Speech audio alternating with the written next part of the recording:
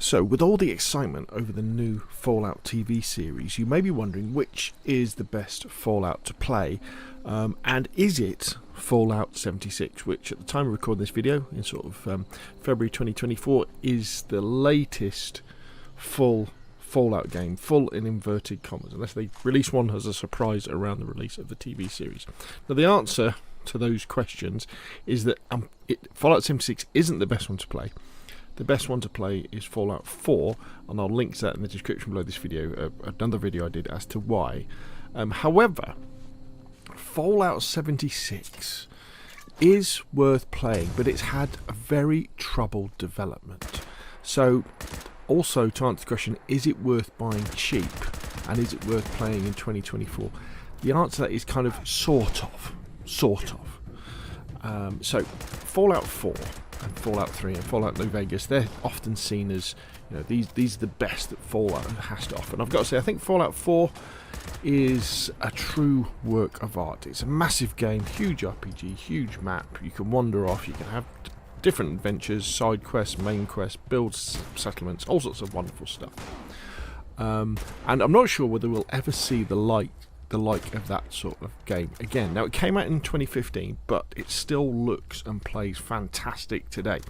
So if you never played a Fallout game before, then that's where to start. However, Fallout 76 came out in 2018, so it's a newer game, and it had a troubled release, as I said. When it was released, I think Bethesda had the idea that maybe it was going to be an interim title, because Fallout 76 was designed from the get-go as a multiplayer game, and Fallout games before haven't been multiplayer.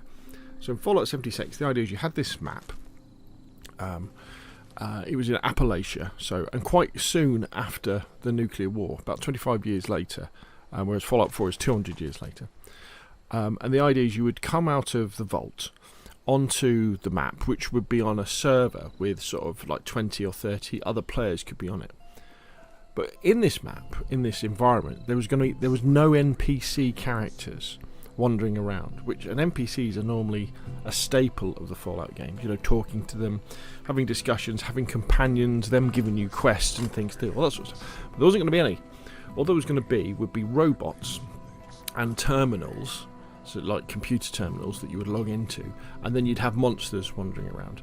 And the idea was the only survivors in Fallout 76 were the other players. So as you'd be wandering around, you'd be trying to find out what happened to the inhabitants of this area and solve the problem that caused this.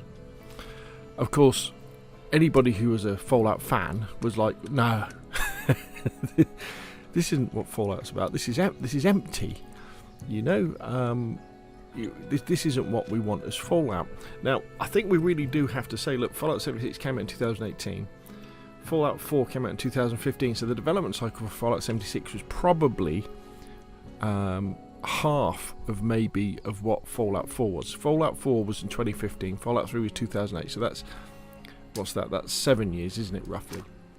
And I really think that Fallout 76 was really just going to be this interim title. It was going to be this multiplayer version of Fallout, and then they were going to go on and then maybe do a fuller version, a Fallout, whatever it would be, Fallout 5. I think there was such an uproar over Fallout 76, it was also buggy as well on release, that Bethesda had to put an awful lot of resources into bringing Fallout 76 up to the quality of previous Fallout games that they've made. And they have done a lot of work about that.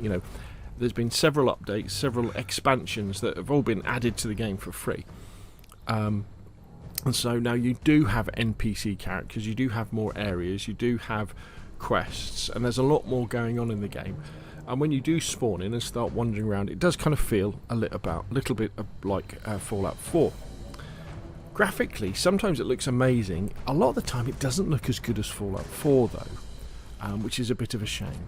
But you do get that Fallout feeling. You also, if you know its history, you can kind of feel the way that these extra bits have been bolted together. So some of the quests are very much based around going to computer terminals from the original 76, and other ones involve NPCs, which are the bits that have been added.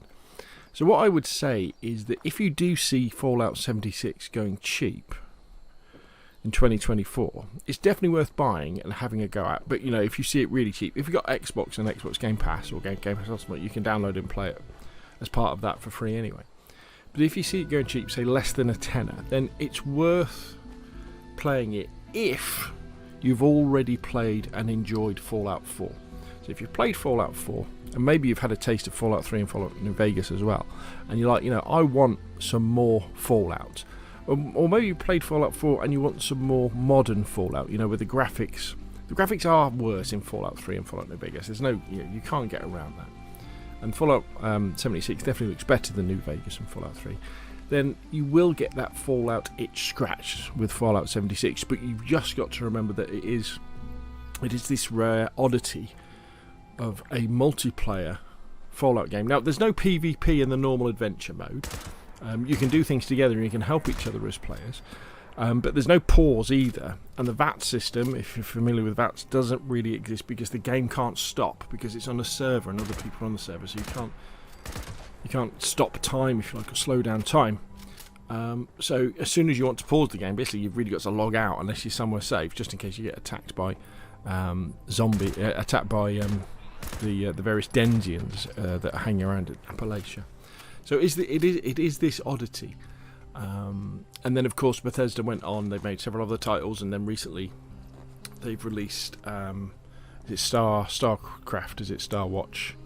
Starfield, which I think is probably a better game than Fallout 76. But kind of to sum all this up, I would say Fallout 76 is definitely worth buying cheap and playing in 2024 if you've played Fallout 4, because Fallout 4 is definitely the superior game in the franchise. Okay, that's enough from me. What do you think, though? Put your questions and comments down below, and I will, of course, see you again soon.